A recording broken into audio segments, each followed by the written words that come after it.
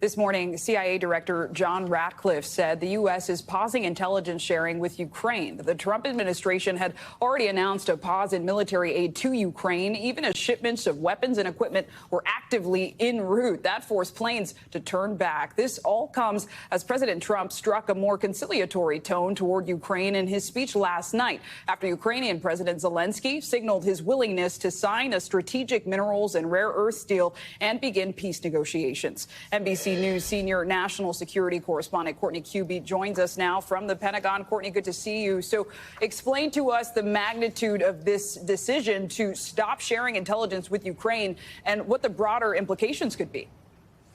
Okay, so the U.S. decision to pause at this point, we don't know how long this is going to last, but to pause sharing intelligence and sending weapons and equipment to Ukraine.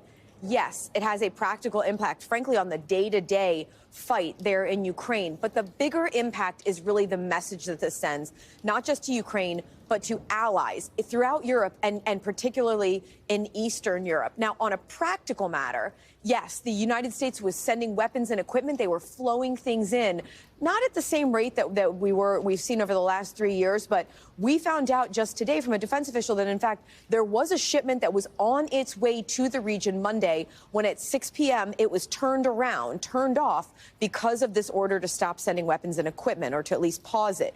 The intelligence sharing is a little bit different, though, Zelenskyy, because while the United States may be providing information directly to Ukraine, the U.S. is still sharing intelligence with close allies, and that information still is making its way to Ukraine. And in addition to that, a lot of those allies, frankly, have better intelligence about Russia and about what's happening in Ukraine than the United States does. So the big question now is, if the United States is pausing it to Ukraine, is Ukraine also pausing that same intelligence sharing back to the United States? Remember, they have a lot of information about Russia that is useful to the United States as well. That's a good point, Courtney. Is there a sense of how long both these pauses might last?